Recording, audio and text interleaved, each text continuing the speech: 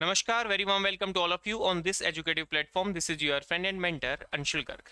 आइए दोस्तों, शुरुआत करते हैं आज हम एक नए टॉपिक की जिसका नाम है कंजंक्शन। ये topic exam point of view से बहुत इंपॉर्टेंट है क्योंकि जितने भी एग्जाम में एरर के क्वेश्चन देखे जा रहे हैं, एक तो उसमें इसका काफी इंपॉर्टेंट रोल रहता है एरर ढूंढने में, और दूसरा जितने भी हम इंग्लिश में टॉपिक पढ़ते हैं, चाहे हम टेंस पढ़ते हैं, हम कोई भी टॉपिक पढ़ते हैं, तो कहीं ना कहीं उस चैप्टर में कंजंक्शन का रोल जरूर रहता है। ठीक है, तो आइए समझते हैं कंजंक्शन होता क्या है। सबसे पहले देखो, कंजंक्शन मतलब जंक्शन, जंक्शन का मतलब जोड़ना, जंक्शन का मतलब जोड़ना। जैसे आप याद रखो, जैसे रेलवे जंक्शन होता है, तो रेलवे जंक्शन का मतलब जहां पे ट्रेन के डब्बे एक दूसरे से जुड़ते हैं। तो कंजंक्शन शब्द का अर्थ होता है कि यह जोड़ने वाला शब्द है। यह क्या करेगा? जोड़ेगा किन्हीं भी दो अक्षरों को, किन्हीं भी दो शब्दों को, किन्हीं भी दो वाक्यों को। यानी लेटर्स को भी जोड़ सकता है, वर्ड्स को भी जोड़ सकता है, सेंटेंस को भी जोड़ सकता है, क्लोज को भी जोड़ सकता है, फ्रेजेस को भी जोड़ सकता है। जैसे कई की बुक्स में लिखा होता है क्लोजेस को जोड़ने का काम करेगा, फ्रेजेस को जोड़ने का काम करेगा। तो हमें सिर्फ इतनी सी बात समझनी है, हमें सिर्फ इतनी सी बात समझनी है कि कंजंक्शन का मतलब जोड़ना। भाई सब्जेक्टिव एग्जाम थोड़ी है, कोई तुमसे पूछेगा थोड़ी right definition of conjunction in 2 marks, ये नहीं पूछने वाला कोई भी। सिंपल पता होना चाहिए कि कंजंक्शन का मतलब क्या है, जोड़ने का काम करता है। ठीक है, कैसे जोड़ने का काम करता है? जैसे देखो, दो अक्षरों को जोड़ा है इसने, x as well as y. तो एक्स और वाई क्या है? दोनों दो अक्षर हैं। दो अक्षरों को, दो लेटर्स को किसने जोड़ा? एज वेल एज ने जोड़ दिया। क्लियर है दोस्तों? डिलीजेंट एंड इंटेलिजेंट, जैसे ये बोल सकते हो, या फिर बोल सकते हो राम एंड श्याम। तो ये दोनों क्या हुए? दो लेटर नहीं, यहाँ पे वर्ड आएगा। यहाँ पे क्या आएगा? 2 वर्ड्स आएगा। यहाँ पे क्या आएगा? 2 वर्ड्स, किन्हीं भी दो शब्दों को जोड़ने का काम करेगा। किन्हीं भी दो वर्ड्स को जोड़ेगा, राम एंड श्याम हो गया। या फिर किन्हीं भी दो वाक्यों को भी जोड़ सकता है। जैसे he worked hard, however he did not pass the exam with flying colours. उसने मेहनत करी, फिर भी उसने एग्जाम को अच्छे नंबर से पास वो नहीं कर पाया। बात समझ में आ गई? डेफिनेशन समझ में आ गई? चलिए, इसके बाद में दोस्तों अगर हम बात करें टाइप्स ऑफ कंजंक्शन की, टाइप्स ऑफ कंजंक्शन की, बोलो जी।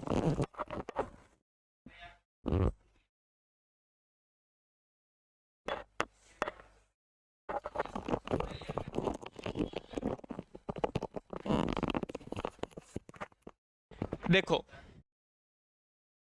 कंजंक्शन मुख्य रूप से दो प्रकार के होते हैं। कंजंक्शन मुख्य रूप से दो प्रकार के। अच्छा, एक चीज देखो, ये जो कंजंक्शन क्या होता है, टाइप्स ऑफ कंजंक्शन है ना, अगर मैं कॉम्पिटिटिव एग्जाम्स की बात करूं तो ये ज्यादा हमारे लिए उसके अकॉर्डिंग इंपॉर्टेंट है नहीं। भाई ज्ञान प्राप्ति के लिए आप कितना भी पढ़ लो, इसके बाद में जो पॉइंट्स ऑफ एरर करवाऊंगा ना, वो इंपॉर्टेंट है एग्जाम के लिए। ये सिर्फ बेसिक थ्योरी आपको वैसे बता रहा हूँ। देखो, कंजंक्शन मुख्य रूप से दो प्रकार के होते हैं। एक होता है कोऑर्डिनेशन, कोऑर्डिनेट कंजंक्शन, और एक होता है सबऑर्डिनेट, कोऑर्डिनेट और सबऑर्डिनेट। दोस्तों, कोऑर्डिनेट कंजंक्शन क्या होता है? कोऑर्डिनेट कंजंक्शन वह होता है जहां दो बराबर की चीजों को जोड़ा जाता है, जहां पे दो बराबर की चीजों को जोड़ा जाता है। अब मैं कह रहा हूं दो लोग आपस में कोऑर्डिनेट करके काम करो। भाई कोऑर्डिनेट करके काम कब करेंगे? जब दोनों एक दूसरे को बराबर अहमियत देंगे। अगर किसी एक ने ये मान लिया कि वो तो मेरे नीचे काम करता है, तो क्या वो कोऑर्डिनेट कर पाएंगे आपस में? नहीं, कोई बड़ा छोटा है ही नहीं ना। तो कोऑर्डिनेट का मतलब क्या है? यह एक वो शब्द है जो किन्हीं भी दो बराबर रैंक वाले शब्दों को जोड़ेगा। बराबर रैंक वाले शब्दों का मतलब क्या है? अगर इधर सब्जेक्ट है तो इधर भी सब्जेक्ट होना चाहिए, अगर इधर ऑब्जेक्ट है तो इधर भी ऑब्जेक्ट होना चाहिए, अगर इधर एडजेक्टिव है तो इधर भी एडजेक्टिव होना चाहिए, अगर इधर नाउन है तो इधर भी नाउन होना चाहिए। बोलो, बात समझ में आ गई? जैसे देखो, एक एग्जांपल बताता हूं, बेसिक एग्जांपल बताता हूं आपको मैं।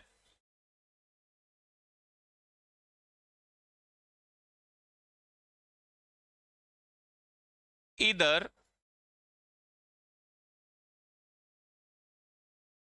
सपना, यहां से एरर बहुत आता है इस पॉइंट से, विल गो और स्टे हेयर। अब दोस्तों, जब आप इसको थोड़ा जल्दबाजी में पढ़ोगे ना तो आपको ये ठीक लगेगा। अगर आप इसको थोड़ा सा जल्दबाजी में पढ़ोगे तो आपको ये ठीक लगेगा कि या तो सपना जाएगी या सपना रुकेगी। आपको ऐसा लग रहा है या तो जाएगी या फिर यहां पे ठहरेगी। आएगी कहां पे? ठहरेगी। स्टे मतलब ठहरना। ठीक है, अब दोस्तों ये क्या है? कंजंक्शन है या नहीं है? अरे बोलो यार, कंजंक्शन है। अब यहां पे गड़बड़ है। कैसे गड़बड़ हुई? और के बाद में तो वर्ब है और इधर के बाद में तो सब्जेक्ट है, कोऑर्डिनेट तो नहीं हो पाया, ये दो बराबर चीजें नहीं है ना। अब इसको यहां से काटते हैं और यहां लिखते हैं, क्योंकि भैया चॉइस किस किस में है, रुकने में और जाने में है ना। सपना विल ईदर गो और स्टे, सपना या तो जाएगी या ठहरेगी। अब क्या हुआ, सही हुआ, इधर के बाद में भी वर्ब और के बाद में भी वर्ब, क्या हो गया, कोऑर्डिनेट कनेक्शन। नोट करो फटाफट।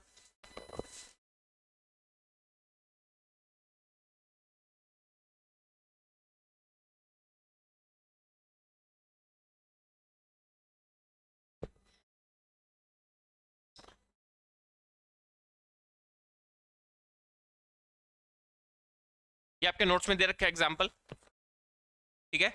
ये जो पीडीएफ है जिससे मैं करवा रहा हूँ टेलीग्राम चैनल पे मिल जाएगी आपको।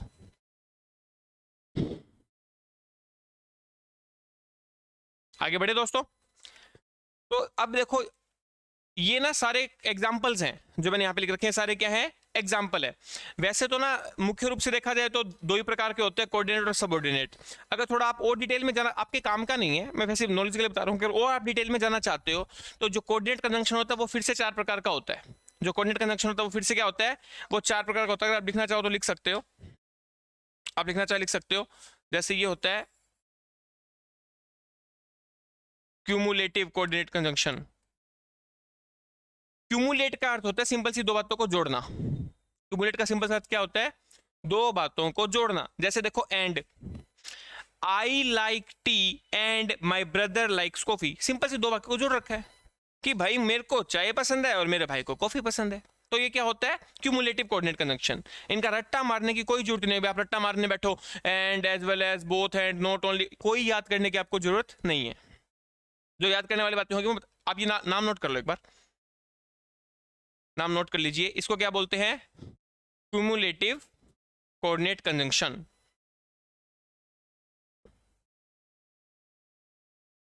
ठीक है। नेक्स्ट,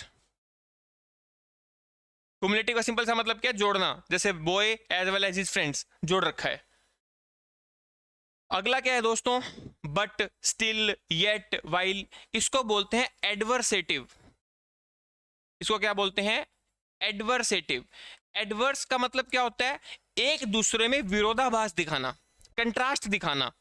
एक दूसरे में क्या दिखा रहा है, विरोधाभास। जैसे देखो, he is honest yet people don't like him, वह सच्चा है फिर भी लोग उसको पसंद नहीं करते। यानी दोनों वाक्य में क्या है, कंट्रास्ट है, विरोधाभास है ना। तो एडवर्स का मतलब भी क्या होता है, विरोधाभास दिखाना। बात समझ में आ गई आपको।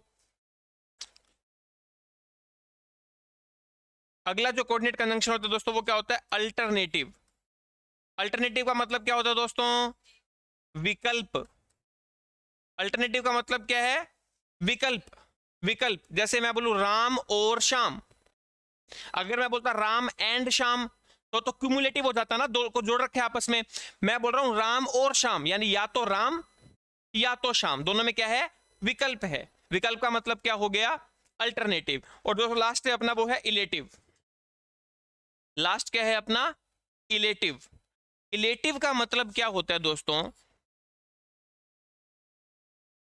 इलेटिव का मतलब है कि जहां आप किसी परिस्थिति को देख के अपने आप कंक्लूजन निकाल लेते हैं, अपने आप कंक्लूजन निकाल लेते हैं। जैसे मान के चलो दोस्तों, आप रेलवे स्टेशन के पास खड़े हैं और एक बंदा फुल स्पीड में भाग रहा है रेलवे स्टेशन की तरफ, तो उसको देख के आपके मन में क्या आया कि उसकी वो लेट हो चुका है और ट्रेन उसकी छूट सकती है। ये रिजल्ट ड्राइव किया ना आपने, तो इस वाक्य को हम क्या बोलते हैं, इलेटिव बोलते हैं।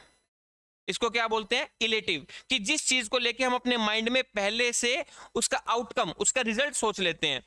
So therefore, for she is not feeling well so she will not go to the office today. भाई ये वाला वाक्य इसका क्या है, रिजल्ट है। वो ऑफिस क्यों नहीं जा रही, क्योंकि यार वो अच्छा फील नहीं करी, मतलब उसकी तबीयत डाउन है। बात समझ में आ गई। तो मोटा मोटा सिर्फ आपको इतनी बात याद रखनी है कि कंजंक्शन दो प्रकार का है, कोऑर्डिनेट और सबऑर्डिनेट। कोऑर्डिनेट का मतलब दो इक्वल वाक्य हैं, कोई भी एक वाक्य ऐसा नहीं जो दूसरे पर निर्भर कर रहा है। जैसे इतने वाक्य को पकड़, इतना वो देखो आप मिलके, she is not feeling well, क्या वाक्य अपने आप में पूरा है, अरे बोलो पूरा है यार, कि वो उसकी तबीयत खराब है, उसकी तबीयत खराब है, she will not go to the office today, वह आज ऑफिस नहीं जाएगी। यानी एक वाक्य का दूसरे वाक्य पे कोई डिपेंडेंट नहीं है, दोनों के दोनों वाक्य अपने आप में इक्वल है। अब दोस्तों दूसरा वर्ड क्या आया, सबऑर्डिनेट।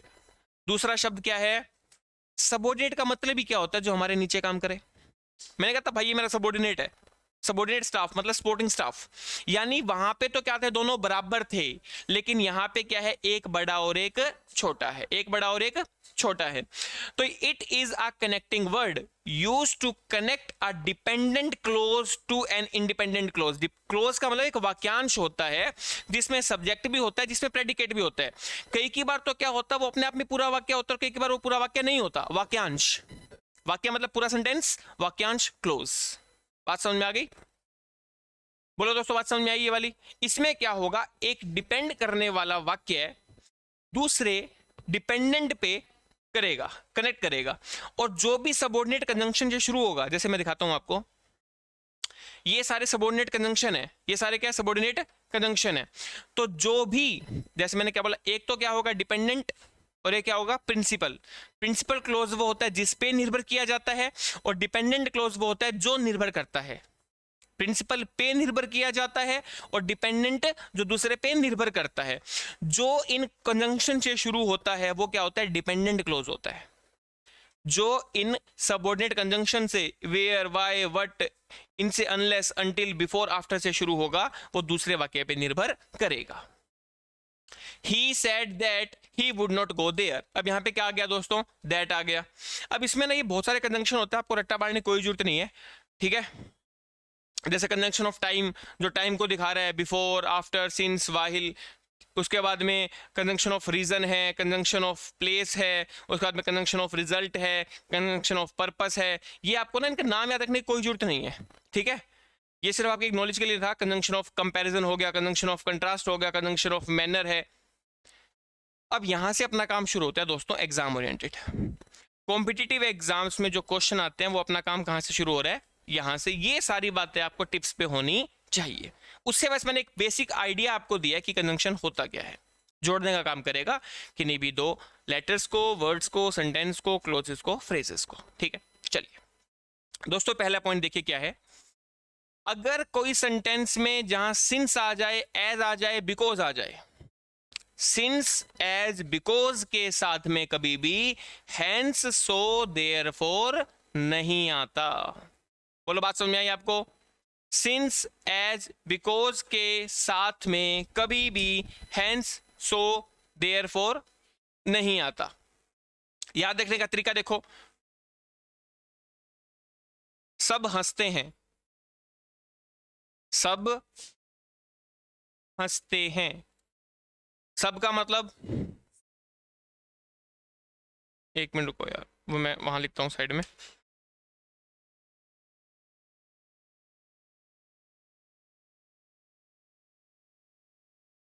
सब हंसते हैं, सबका मतलब है सिंस, एज, बिकॉज, एचएसटी का मतलब hence, therefore. Since Radha is very beautiful, therefore everybody is ready to tie a knot with her. Since आ गया तो यहाँ पे देयरफॉर नहीं आएगा। Because you have hurt me so want to hug you, क्या यहाँ पे बिकॉज आ गया, सो नहीं आएगा। बोलो दोस्तों कोई डाउट है? तो सिंस, एज, बिकॉज के साथ में कभी भी हेंस, सो, देयरफॉर नहीं आता। चलिए जी, पहला वाला पॉइंट वो नोट्स में दे रखा है, ये नोट कर लीजिएगा। चलिए दोस्तों, एक होता है एंड और एक होता है बट, दोनों का काम जोड़ने का है। एंड का भी है और बट का भी है, दोनों में डिफरेंस क्या है? जो एंड है वो सिमिलर वाक्यों को जोड़ने का काम करेगा। एंड क्या करेगा? दो सिमिलर वाक्यों को जोड़ने का काम करेगा। लेकिन बट क्या करेगा? कंट्रास्ट दिखाएगा, विरोधाभास दिखाएगा। एंड में कोई विरोधाभास नहीं है, कोई कंट्रास्ट नहीं है, लेकिन बट में क्या होता है? कंट्रास्ट होता है, विरोध होता है। जैसे देखो, he has lots of money, and but पढ़ के मत देखो, एंड पढ़ के देखो, and he will not spend even a single penny on you. मतलब दोनों वाक्यों में विरोधाभास है कि उसके पास बहुत सारा पैसा है लेकिन फिर भी वो तुम्हारे ऊपर एक भी पैसा खर्च नहीं करेगा। यानी दोनों में क्या है? कंट्रास्ट हो रहा है तो कंट्रास्ट के लिए क्या लगा दिया अपने, बट लगा दिया। You have had your meal, you should go there for goodness sake. तुमने अपना खाना खा लिया तो आप चले जाओ। यहाँ पे विरोधाभास नहीं है, ये दो वाक्यों को जोड़ रहे, तो यहाँ पे क्या आएगा दोस्तों, एंड आएगा। यहाँ पे क्या आएगा, एंड आएगा। ठीक है जी।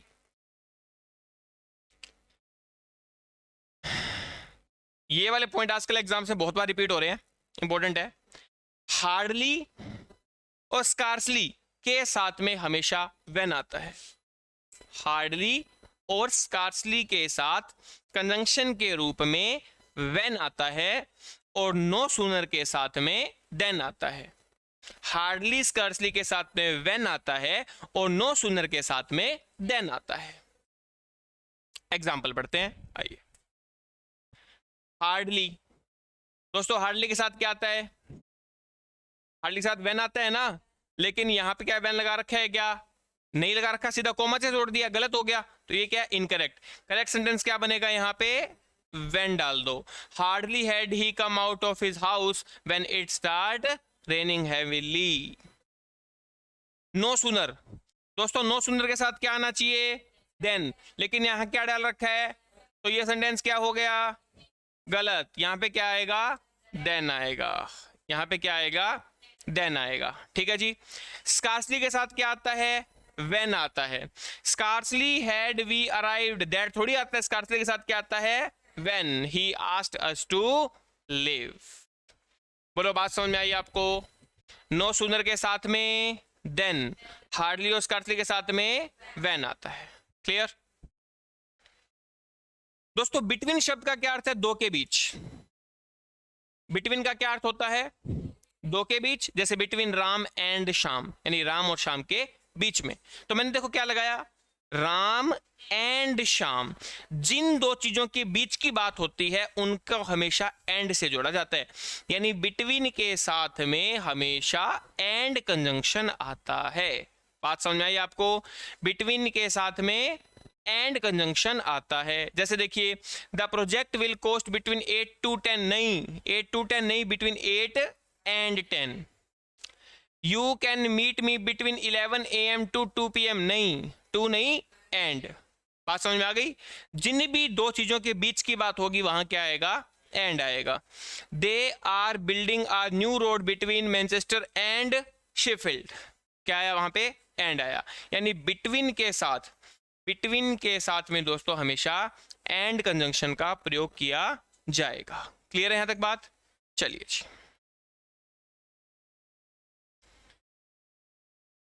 दोस्तों रीजन के साथ इंग्लिश में जहां पे मैं ब्रैकेट में कोई चीज लिखूं ना, उसका मतलब है आ भी सकता है और नहीं भी। ठीक है, आप सीधी बात है, देखो अगर रीजन आ जाए तो रीजन के साथ में दैट आता है। सिंपल सी क्या बात याद रखना, रीजन के साथ में दैट आता है। बिकॉज नहीं आएगा, बिकॉज ऑफ नहीं आएगा, ड्यू टू नहीं आएगा, ओनिंग टू नहीं आएगा, क्या आएगा, दैट। क्या due to the fact that में दैट दिखाई दे रहा है, तो इसका मतलब ये भी आ सकता है। तो याद क्या रखना है, दैट। यानी रीजन के साथ में क्या आएगा दोस्तों, दैट का प्रयोग किया जाता है। दैट भी आ सकता है and due to the fact that भी आ सकता है। बोलो कोई डाउट। एग्जांपल देखते हैं। क्या दोस्तों यहाँ पे द रीजन आया, क्या रीजन के साथ बिकॉज आएगा ना, क्या आएगा, दैट। द रीजन आया, क्या रीजन के साथ में बिकॉज आ सकता है क्या, नहीं, क्या आएगा, दैट।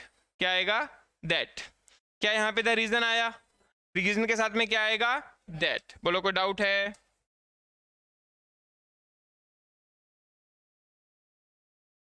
अरे बोलो यार, बात समझ में आ गई आपको कि रीजन के साथ में हमेशा कंजंक्शन के तौर पे दैट या फिर due to the that, due to the fact that का इस्तेमाल किया जाता है। बोलो कोई डाउट। आगे बढ़ सकते हैं हम लोग। चलिए दोस्तों, एक होता है इन केस और एक होता है इफ। एरर के क्वेश्चन में जहां इफ आना चाहिए वहां वो इन केस लगा के दे देगा, और जहां इन केस आना चाहिए वहां पे वो इफ लगा के अपने को दे देगा। तो अपने को पता होना चाहिए कि दोनों में फर्क क्या है। दोस्तों इन केस हमेशा प्रिकॉशन को दिखाता है। इन केस किसको दिखाता है, हमेशा प्रिकॉशन को दिखाएगा। और जो इफ है वो हमेशा कंडीशन को दिखाएगा। इफ किसको दिखाएगा? इफ हमेशा कंडीशन को दिखाएगा। अब आप सीधी सी एक बात समझो, जो प्रिकॉशन होता है वो पहले लिया जाता है। तो अगर कभी कोई कार्य घटित होने से पहले की बात हो, अगर कोई एक्शन, कोई काम होने से पहले की बात हो रही है, तो आप वहां हमेशा क्या लगाना? In case. और अगर काम हो गया, उसके होने के बाद की बात हो रही है, तो आप लगाना इफ। जैसे देखो, अगर तुम अरेस्ट हो जाओगे तो तुम क्या करोगे? अगर तुम अरेस्ट हो जाते हो तो तुम क्या करोगे? यानी कंडीशन क्या है? अरेस्ट होने के बाद की बात कर रहा है, कंडीशन है। तुम छाता ले जाओ, क्या पता बारिश हो जाए? बारिश हुई तो नहीं ना, छाता पहले लेके जा रहे हो ना, प्रिकॉशन। तो प्रिकॉशन हमेशा कार्य होने से पहले लिया जाता है और कंडीशन हमेशा कार्य होने की बात करेगा। एग्जांपल देखते हैं। In case you are arrested what will you do? अगर तुम अरेस्ट हो जाते हो तो तुम क्या करोगे? तो यहाँ पे इन केस नहीं, इफ आएगा। I wear 2 watches if either of them stops working. मैं 2 घड़ी पहनता हूं, क्या पता है घड़ी खराब हो जाए? तो वो प्रिकॉशन ले रहा है ना पहले से, तो क्या करेगा? In case. प्रिकॉशन के लिए क्या आता है? In case. I carry an umbrella if it rains. क्या पता बारिश हो जाए? तो वो क्या आएगा वहां पे? इन केस आएगा, क्योंकि वो क्या कर रहा है? प्रिकॉशन ले रहा है। बात समझ में आ गई दोस्तों? कई बार क्या होगा वाक्य में, इन केस इफ इकट्ठे लगा के दे देंगे। कई बार वाक्य में क्या होगा, इन केस और इफ दोनों को एक साथ लगा के दे देंगे, और वो कभी भी इकट्ठा नहीं हो सकता। अब आपको डिफरेंस पता लग गया, यानी किसी एक को तो काटना पड़ेगा। अगर कंडीशन की बात हो रही है तो इफ को रख लो, अगर प्रिकॉशन की बात हो रही है तो इन केस को रख लो। आओ एग्जांपल पढ़ के देखते हैं। In case if you become an inspector how will you help me out? अगर तुम इंस्पेक्टर बन जाते हो तो तुम मेरी मदद कैसे करोगे? यानी बनने के बाद की बात हो रही है, तो इन केस घटेगा और इफ आएगा। बोलो जी, को डाउट है दोस्तों? आगे बढ़े हम लोग, चलिए। एक छोटा सा पॉइंट है, आस्क इंक्वायर के बाद कभी कंजंक्शन के तौर पे दैट नहीं आता। ये बात याद रखना, हम नरेशन पढ़ेंगे ना, तो नरेशन में भी आएगा कि अगर कभी इंटेरोगेटिव सेंटेंस है तो इंटेरोगेटिव सेंटेंस में आस्क इंक्वायर या वांट टू नो आता है। आस्क इंक्वायर या वांट टू नो आता है, तो इसके साथ कंजंक्शन हमेशा या तो आता है इफ, या आता है वेदर, या फिर आता है question word, what, where, why, how, whom. ठीक है, बात समझ में आ गई? तो आस्क इंक्वायर के साथ में कभी दैट नहीं आता, क्वेश्चन वर्ड आ सकता है, इफ आ सकता है और वेदर आ सकता है। शी आस्क्ड मी दैट, भाई आस्क आ गया ना, तो आस्क दैट थोड़ी आएगा, क्वेश्चन वर्ड आएगा what my name. What my name was आएगा यहाँ पे, what my name, what my name is भी कर सकते हो। आस्क्ड है तो यहाँ पे क्या लगाना पड़ेगा? Was, what my name was. बोलो दोस्तों, का डाउट है? चलिए जी आगे बढ़ते हैं नेक्स्ट पॉइंट पे। दोस्तों, नो, नोट और नेवर, आपको तीनों शब्द कैसे दिख रहे हैं? ये तीनों के तीनों नेगेटिव शब्द हैं। नो, नोट और नेवर तीनों के तीनों कैसे शब्द हैं? नेगेटिव शब्द हैं। तीनों के तीनों कैसे शब्द हैं? नेगेटिव शब्द हैं। और आपको एक चीज पता है कि भाई अगर एक नेगेटिव वर्ड आ गया, कोई नेगेटिव सेंटेंस बन गया, तो क्या उसी वाक्यांश में दूसरा नेगेटिव शब्द आता है क्या? नहीं आता। भाई अगर किसी में ये पहले से नेगेटिव वर्ड दे रखे हैं तो इनके साथ में कभी दूसरा नेगेटिव थोड़ी आएगा। तो नोर नहीं आता, और आता है। नोर नहीं आएगा, क्या आएगा? और आएगा, क्योंकि ये क्या है? पहले से नेगेटिव है। एग्जांपल देखो भाई, नो है, नोट है, नेवर है। नो, नोट, नेवर आ रखा है ना, तो नोट थोड़ी आएगा, और आएगा। बात समझ में आ गई?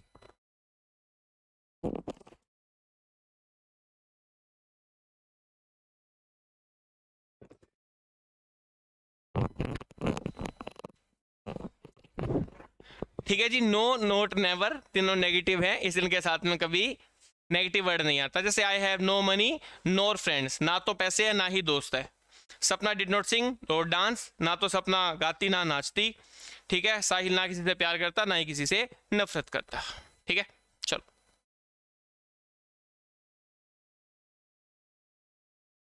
आओ जी। एक क्वेश्चन आता है येट और बट में, जहां येट आना चाहिए वहां बट लगा देगा, और जहां बट आना चाहिए वहां वो येट लगा देगा। दोनों में डिफरेंस क्या है देखो दोस्तों, बट हम तब लगाते हैं कि जब कोई चीज एक्सपेक्टेड हो सकती है, कॉमन है। जैसे भाई मान लो मेरे को चाय पसंद है और किसी दूसरे को कॉफी पसंद है, तो हमारे बीच में जो ये डिफरेंस है ये बड़ा कॉमन सा डिफरेंस हो सकता है, हाँ या ना? बात समझ में आ गई आपको? तो बट हम तब लगाते हैं जब कोई डिफरेंस है, कोई कंट्रास्ट है, वो एक्सपेक्टेड है कि दोनों के बीच में ये अंतर हो सकता है। लेकिन येट हम तब लगाते हैं कि जब कोई चीज अनएक्सपेक्टेड हो जाए, कि हो ही नहीं सकती थी, फिर कैसे हो गई। एग्जाम्पल देखो, येट लगाओगे अनएक्सपेक्टेड के लिए और बट लगाओगे एक्सपेक्टेड के लिए। एग्जाम्पल पढ़ के देखो, Sakshi did not do well in the interview yet the manager selected her. Contrast है ना, अनएक्सपेक्टेड, कि साक्षी ने इंटरव्यू में कुछ अच्छा नहीं किया फिर भी मैनेजर ने उसे सेलेक्ट कर लिया। ये क्या हो गया, अनएक्सपेक्टेड। तो अनएक्सपेक्टेड के लिए क्या लगाया दोस्तों, येट लगाया। अच्छा यही है दूसरा एग्जांपल देखो, Ram likes T but Shyam likes coffee. ये तो कॉमन है, कॉमन है तो अपन ने क्या लगा दिया, बट। है तो विरोधाभास दोनों में, विरोधाभास तो है ही भाई, कि इसको चाय पसंद है इसको कॉफी पसंद है, लेकिन ये नॉर्मल है, कॉमन है, तो यहां पे बट आएगा। चलिए ये बहुत इंपॉर्टेंट पॉइंट है जी। लेस्ट क्या है, लेस्ट दोस्तों, लेस्ट का अर्थ है कहीं ऐसा न हो जाए, कहीं ऐसा ना हो जाए, ठीक है। लेस्ट एक नेगेटिव वर्ड है। लेस्ट कैसा शब्द है, एक नेगेटिव है। इसका मतलब मैं कहना क्या चाहता हूं, अगर लेस्ट एक नेगेटिव वर्ड, इसका मतलब क्या है, अगर लेस्ट एक नेगेटिव वर्ड, इसका मतलब क्या है, जिस वाक्यांश में लेस्ट आएगा उसमें कभी और नेगेटिव वर्ड नहीं आएगा। यहां से क्या चीज समझ में आई, कि अगर लेस्ट है जिस टुकड़े के अंदर, उसके साथ में कभी भी नेगेटिव वर्ड नहीं आएगा। क्यों नहीं आएगा भाई, लेस्ट खुद ही नेगेटिव है, ठीक है। और लेस्ट के साथ में मॉडल के तौर पे हमेशा शुड का प्रयोग किया जाता है। जब भी मॉडल का प्रयोग होगा तो शुड ही आएगा, कोई और मॉडल नहीं आएगा। बात समझ में आ गई। लेस्ट के साथ में किस मॉडल का प्रयोग किया जाता है, शुड का, शुड ऑक्सिलरी वर्ब का प्रयोग किया जाता है। पहला point, lest is a negative word, इसका मतलब लेस्ट के साथ कभी दूसरा नेगेटिव वर्ड नहीं आएगा। लेस्ट के साथ मॉडल शुड। क्लियर है यहां तक बात?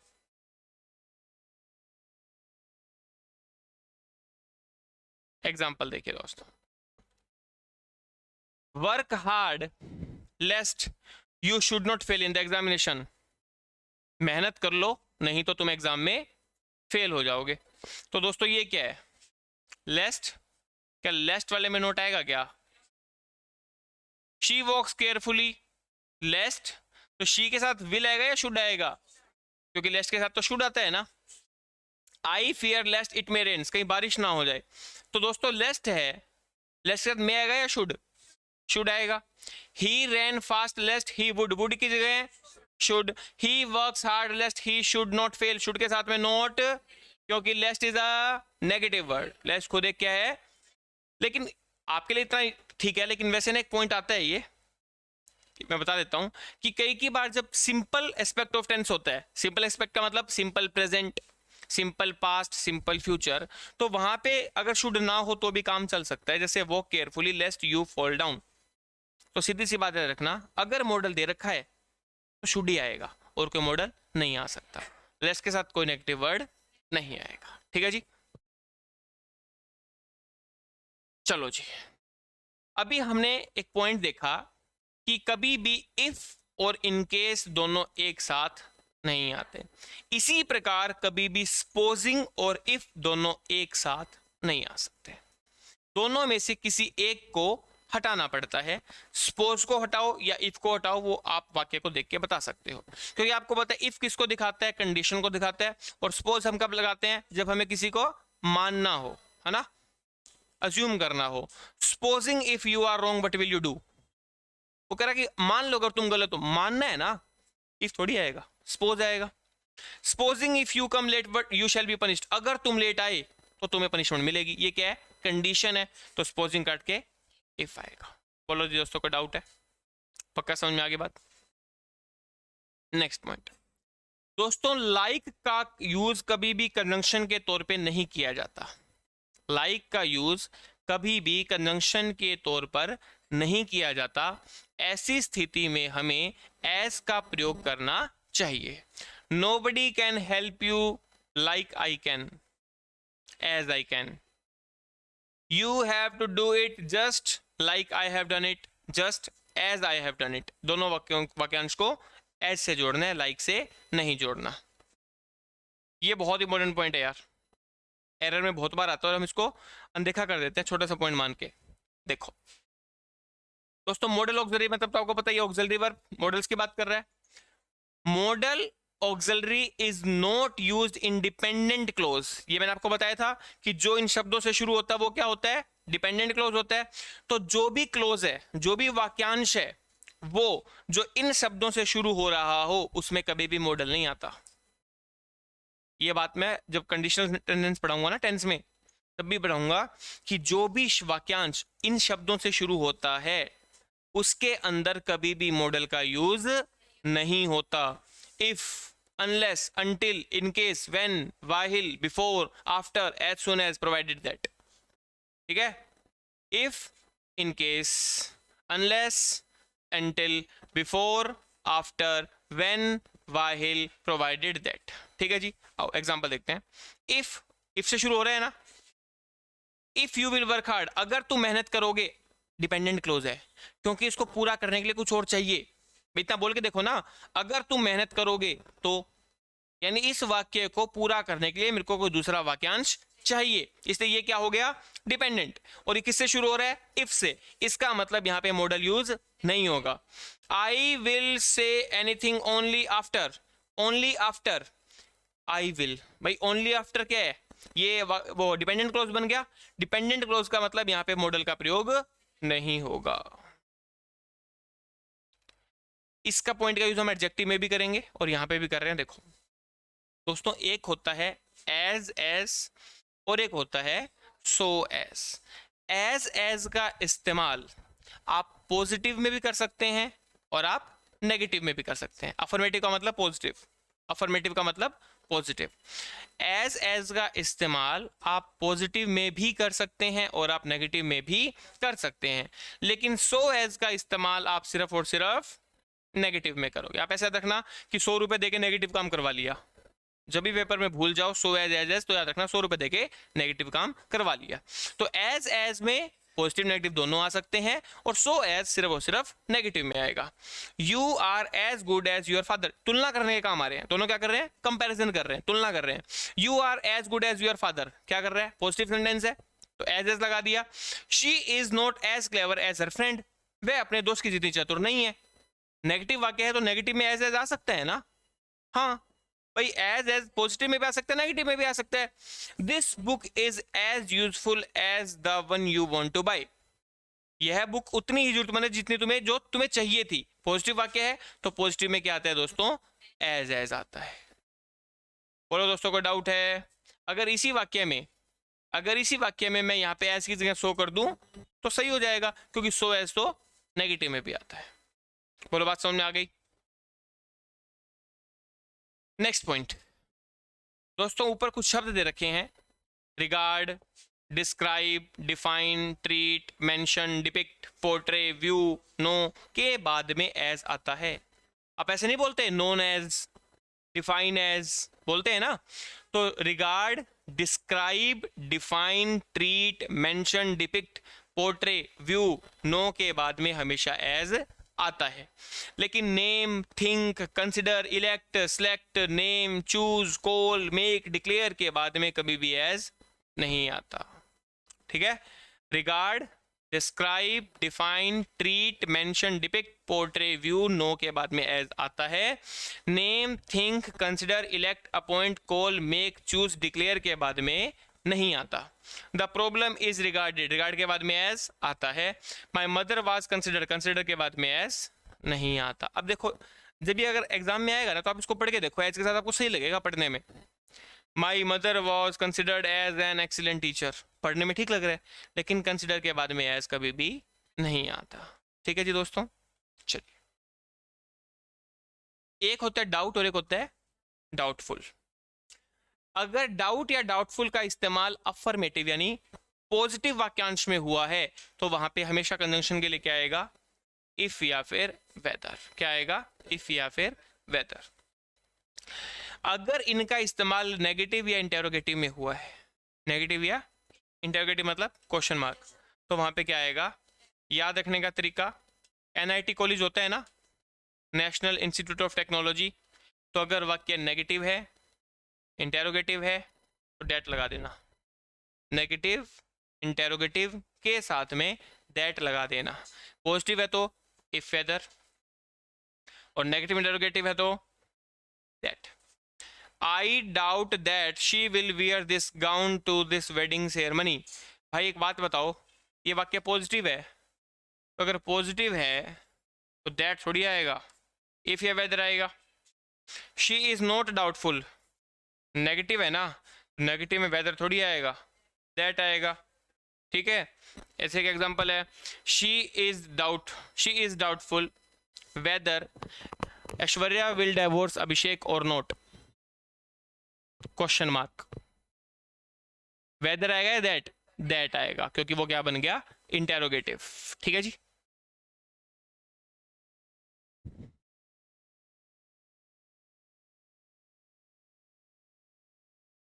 हाँ ये पॉइंट देखो, आज मैंने आपको आती करवाया ना, ये वाली बात कोई सेम चीज है।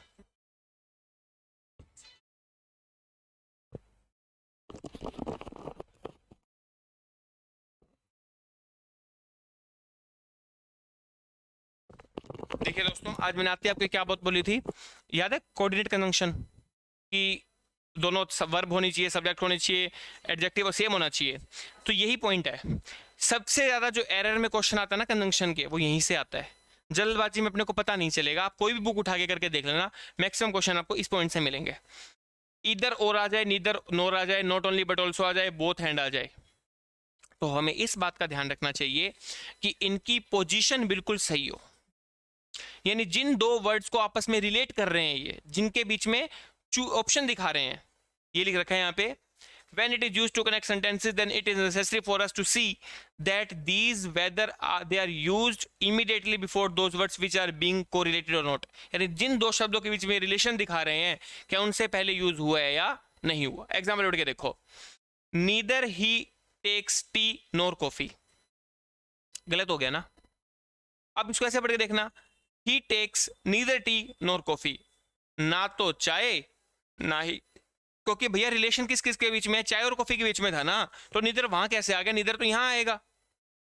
आगे देखो, Sumit will not only give you money but also some books. अब देखो सुमित ने क्या क्या दिया तुम्हें, पैसे भी और बुक्स भी, तो नॉट ओनली यहां थोड़ी आएगा, क्या आएगा, Sumit will give you not only money, not only money सिर्फ पैसे ही नहीं, किताबें भी। इनके बीच में रिलेशन दिखाया, किताबें और बुक्स के बीच में। बात समझ में आई आपको। इधर he would be in his office और इन हिज फार्म हाउस, तो भैया इधर यहां थोड़ी आएगा, या तो वो अपने ऑफिस में होगा या अपने फार्म हाउस में। बोलिए जी, कोई डाउट है दोस्तों, बात समझ में आई आपको, पक्का। चलो एक पॉइंट मैंने जो बीच में छोड़ा है वो नेक्स्ट क्लास में करेंगे। व्हेन और वाहिल में क्या डिफरेंस है, आज का लास्ट पॉइंट है ये। व्हेन और वाहिल में क्या डिफरेंस है, मतलब इनका यूज कहां कहां होता है। देखो सबसे पहले देखो, जब भी कभी इंटरप्टेड एक्शन की बात होगी, इंटरप्टेड एक्शन का मतलब जब कोई रुकावट आ जाए, जब भी हम कभी इंटरप्टेड एक्शन की बात करेंगे तो उस वाक्यांश के साथ हमेशा व्हेन का यूज करेंगे। ठीक है, चलो जी। I was cooking something spicy when someone knocked at the door. मैं क्या कर रहा था, खाना बना रहा था और किसी ने दरवाजा खटखटा दिया, तो इंटरप्शन क्या हुई, दरवाजा खटखटाने वाला हुई ना, तो उसके साथ हमेशा क्या आएगा, व्हेन आएगा। I was teaching when the light went of. मैं पढ़ा रहा था जब बिजली चली गई, तो पढ़ाने के दौरान बीच में रुकावट क्या आई, इंटरप्शन क्या आई, बिजली का जाना, तो बिजली का जाना क्या आएगा यहाँ पे, व्हेन। क्लियर। और देखो व्हेन का यूज कहां होता है, जब भी हमें कभी उम्र बतानी हो या स्टेज ऑफ लाइफ बतानी हो, लाइफ की अवधि बतानी हो, तो वहां पे हमेशा किसका प्रयोग किया जाता है, वहां पे हमेशा व्हेन का प्रयोग किया जाता है। किसका प्रयोग किया जाता है, व्हेन का। जैसे देखो, when she was a child, क्या दिखाया उसने, स्टेज ऑफ लाइफ, ठीक है। I left India for good when I was 40, क्या दिखाया, एज दिखाई। तो एज दिखाना हो, स्टेज ऑफ लाइफ दिखाना हो, तो हमेशा क्या आएगा वहां पे, व्हेन आएगा। और व्हेन कहां पे आता है दोस्तों, एक्शन रिएक्शन, जब आपने कोई काम किया और उसके परिणाम स्वरूप दूसरा काम हो जाए, खिड़की खोली हवा अंदर आ गई, तो खोलती दूसरा काम हुआ ना, तो वहां पे व्हेन आएगा।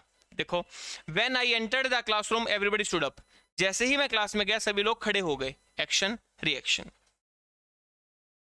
अगर कभी भी it was plus time expression आ जाए, अगर कभी भी it was plus time expression आ जाए, तो उस क्लोज के अंदर व्हेन आता है। जैसे देखो, it was 12:30, it was plus time expression when, it was late when. जब भी कभी इट वाज के साथ में टाइम एक्सप्रेशन आएगा तो हम क्या करेंगे, वहां पे व्हेन का इस्तेमाल करेंगे। और अब वाहिल का और देख लेते हैं, 2 पॉइंट 3 पॉइंट है।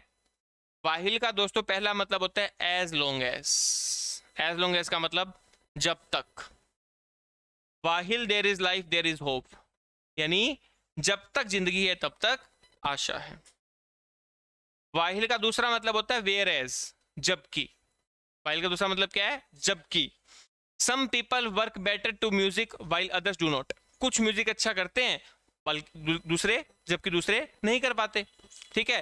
जैसे देखो, I am intelligent while you are diligent, मैं इंटेलिजेंट हूं, बुद्धिमान हूं, जबकि तुम मेहनती हो, ठीक है। जब भी कभी दो काम, ये इंपॉर्टेंट पॉइंट है, वाहिल का सबसे आज तक जो इंपॉर्टेंट क्वेश्चन पूछेगा वो यहां से पूछे गए हैं। जब भी कभी दो काम एक साथ हो रहे हो, पैरेलल, जब भी कभी दो काम एक साथ हो रहे हो, तो वहां पे हम किसका यूज करते हैं, वाहिल का यूज करते हैं।